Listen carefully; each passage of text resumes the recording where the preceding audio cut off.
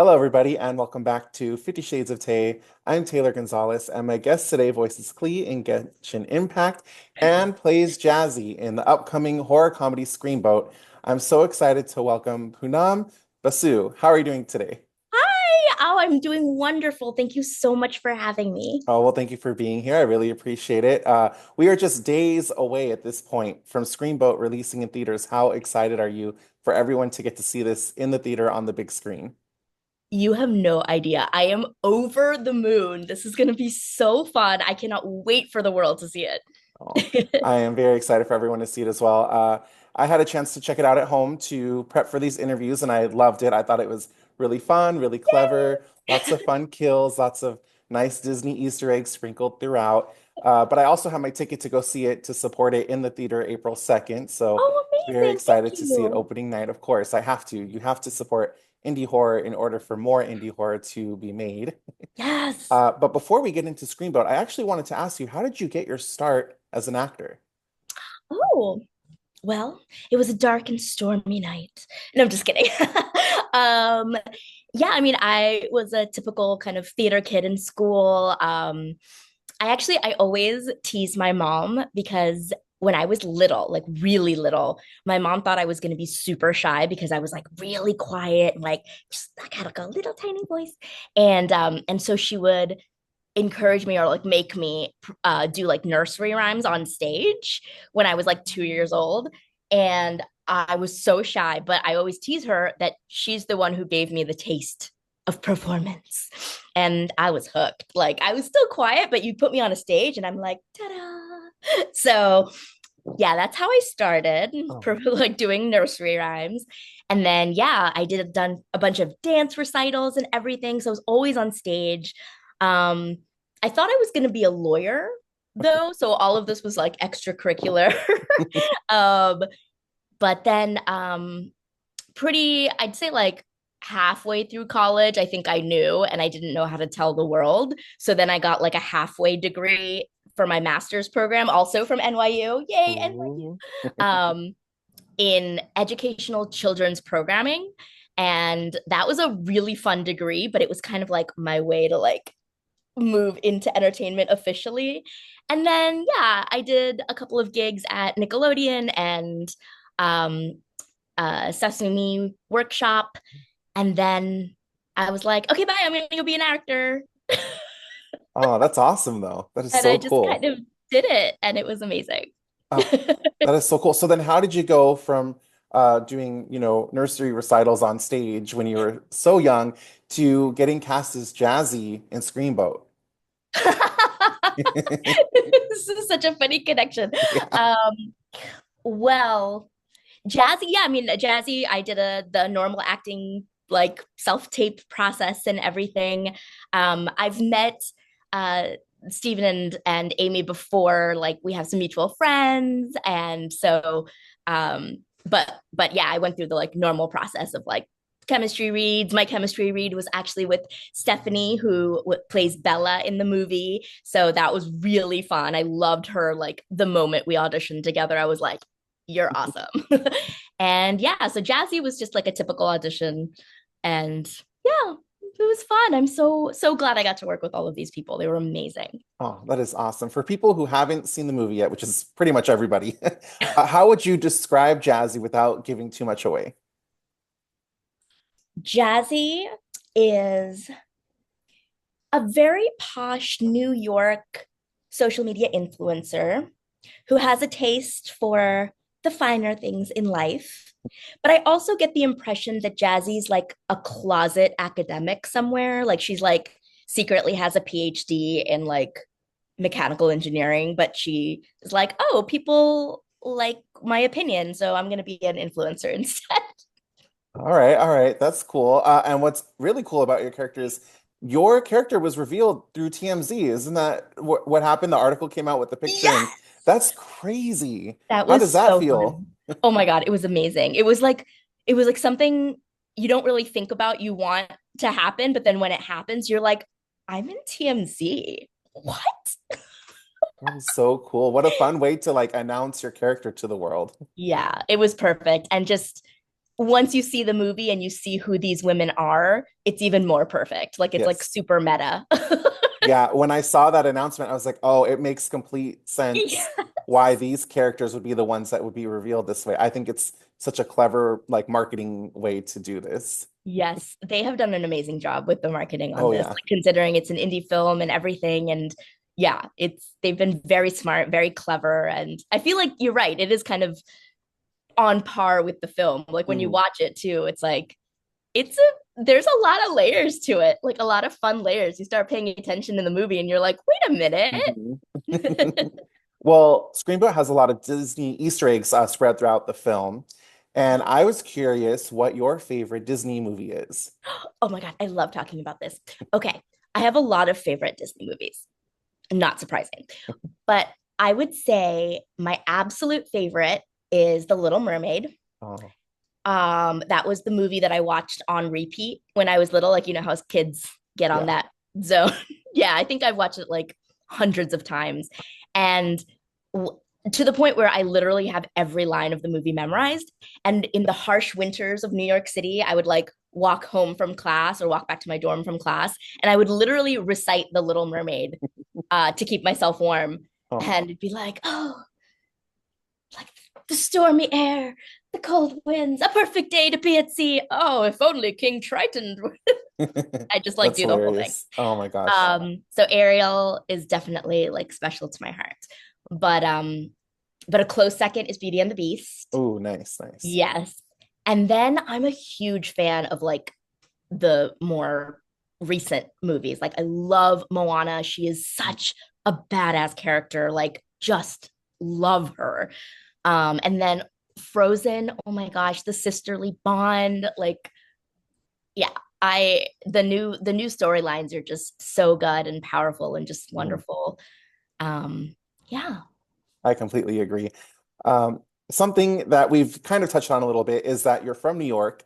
So if someone's watching Screenboat, which takes place primarily on the Staten Island Ferry, and they get inspired to book their very first trip to New York, where is somewhere you would recommend to someone who's never been to New York before that they have to check out during their visit? Oh my gosh, that is a great question. Taylor, you're so good at these Oh, interviews. thank you. I try. um, okay. Oh my gosh. I mean, New York is definitely one of those cities that is not like a one-time visit Yeah. city. So I would say that one of my favorite things to do is to just walk the city.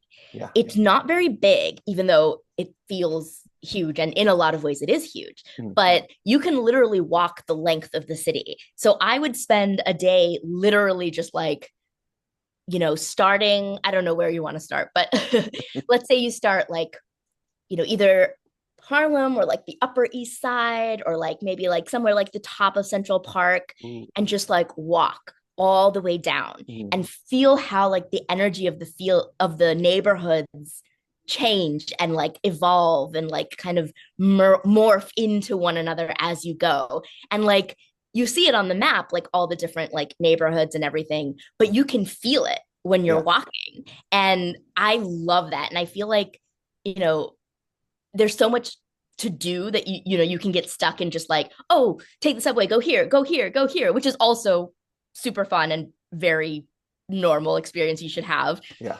But yeah, I would say if I could recommend something, take a day to Yeah. just walk, take in the city. And then there's so many like places to eat and drink and whatever. Like you get hungry, look around. There's probably an amazing restaurant somewhere right next to you, No, you know? that's true. I've been to New Um, York twice now, and I think what you're saying is completely true. It's not a one-time thing. You have to go a million times to experience everything. But also, if you take a Uber or, a Lyft or a taxi, you don't get to experience New York. So I think what you're saying about going for a walk and getting to like take it all in all at once, I think that's a really perfect way to do it for your first time.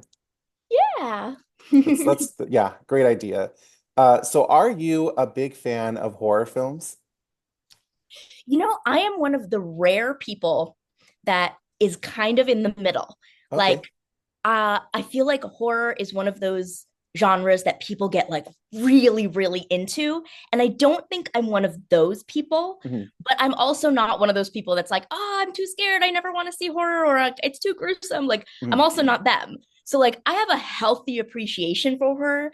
I mean, I love movies, I love film, Yeah. I love entertainment. So, like, I have a pretty wide palette for everything entertainment. Mhm. But um yeah, I love a good horror, but yeah, I'm not like a fanatic All right. fanatic. All right. No, that's a good I'd place to be. say my favorite subgenre is thriller. Ooh, Like okay. I love a good like psychological thriller. Mhm.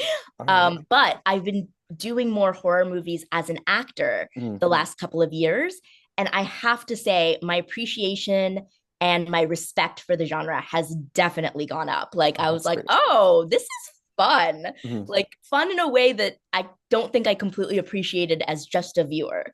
So yeah, yeah. No, that's great. And that was the next question I was going to ask you is after Screamboat, are you looking to do more horror? Is that, a genre that you want to explore more of? How do you feel about that moving forward? Yeah, absolutely. Oh, I love it. I would love to do more horror.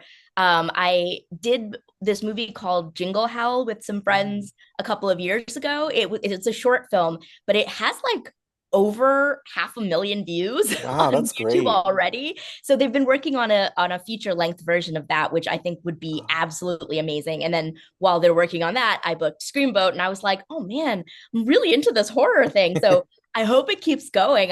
I'm loving it, absolutely loving it. That's great. What are some of your favorite horror movies that you would recommend to people who are maybe like you and they're not huge horror fans, but they're looking to experience a little bit more and broaden their horizons? Oh, okay. Let's see. Um, well, I said I like psychological thrills, so this is kind of falls more into that, I guess.